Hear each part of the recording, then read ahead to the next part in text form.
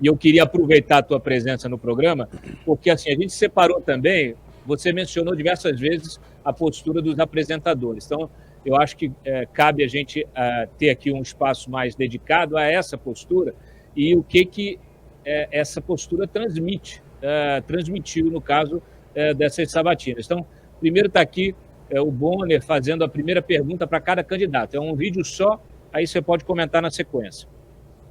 Obrigado por ter vindo, candidato. E nós vamos começar, então, essa entrevista a partir de agora, contando o tempo, e vamos começar falando de corrupção.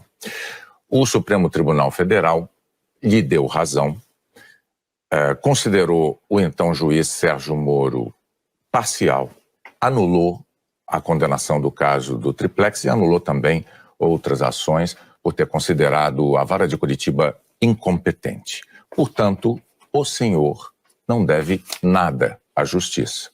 Mas houve corrupção na Petrobras.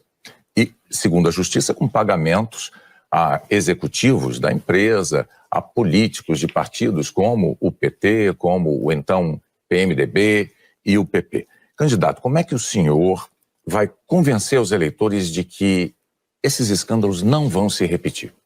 Candidato Ciro Gomes, boa noite. Boa noite, Bonner. Boa noite, Renato. Boa noite. Boa noite a todos. Boa noite, Obrigado por ter candidato. vindo. Obrigada pela sua presença. De estar aqui. O senhor trouxe à baila agora a economia, então o senhor falou até do programa de renda mínima, né? O governo atual aumentou o Auxílio Brasil para R$ 600 só até dezembro. Esses R$ 200 a mais só até dezembro vão custar aí 26 bilhões de reais. O senhor mencionou, o senhor tem aí um plano de garantir uma renda mínima de R$ 1.000 para todas as famílias brasileiras de baixa renda e em caráter permanente. Como, candidato? Eu agradeço também a sua presença, candidato, e o tempo começa a ser contado a partir de agora. Nós vamos começar a entrevista com um assunto que tem mobilizado os brasileiros. O senhor tem xingado ministros do Supremo Tribunal Federal, tem feito ataques sem prova nenhuma ao sistema eleitoral brasileiro. O senhor chegou, inclusive, a ameaçar não ter eleição no Brasil, como se coubesse ao senhor decidir uma coisa dessas. Candidato, com franqueza, o que é que o senhor pretende, ou o que é que o senhor pretendeu com isso? O senhor pretendeu, por acaso, criar um ambiente que, de alguma forma, permitisse um golpe, contra o qual, inclusive, a sociedade civil se manifestou agora com a divulgação de 2 manifestos ou outros manifestos em defesa da democracia? A defesa da democracia e o apaziguamento do país têm sido temas centrais nessas eleições. O senhor mesmo tem criticado o clima de polarização entre os candidatos que estão à frente nas pesquisas, mas o senhor tem se referido a eles em termos bastante duros, eu diria até em alguns casos ofensivos.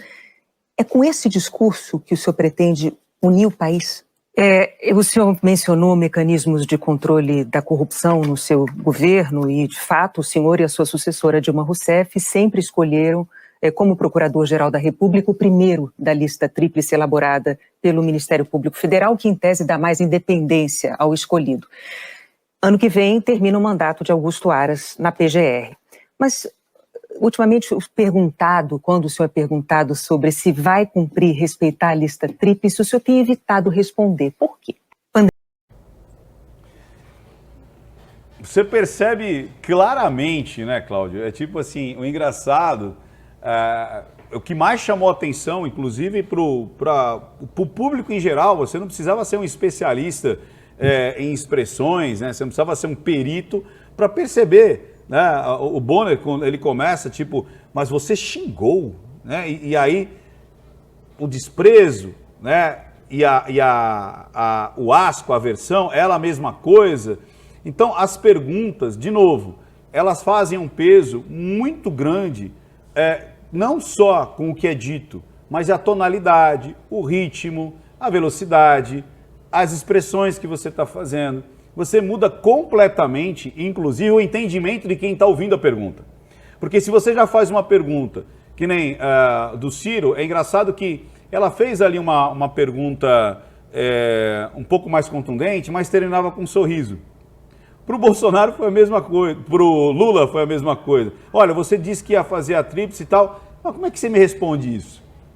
E termina com um sorriso. Então estava muito claro, estava muito, mas muito claro, logicamente, para quem estava querendo fazer uma análise e não torcida, porque a torcida é aquela velha história, o São Paulino jamais vai torcer para o Corinthians jamais vai torcer para o São Paulo. Fim de papo. E a política, e eu acho que não é ruim, ela se tornou uma paixão do brasileiro. E os brasileiros estão torcendo para os seus candidatos, simplesmente isso. Então, o que um fala, eu tenho que detestar no outro. E não tem o caminho do meio, né? Não tem o tal, não tem justamente você. Mas isso vem com o amadurecimento. E eu acho que é muito normal. Eu acho que o povo brasileiro está amadurecendo em aprender e discutir política em vez de se ofender. Mas, lógico, cada um tem um grau de amadurecimento diferente. Agora, isso acontecendo no Jornal Nacional, de novo, é que de se espantar. Por quê? Porque, cara, é a emissora platinada. Era aquela que se gabava do padrão Globo de Excelência. E esse padrão Globo de Excelência não existe mais. Você vê claramente a diferença de tratamento para cada um deles. Você entendeu? Você vê na fisionomia, você vê na tonalidade de voz, você vê no ritmo. É completamente diferente.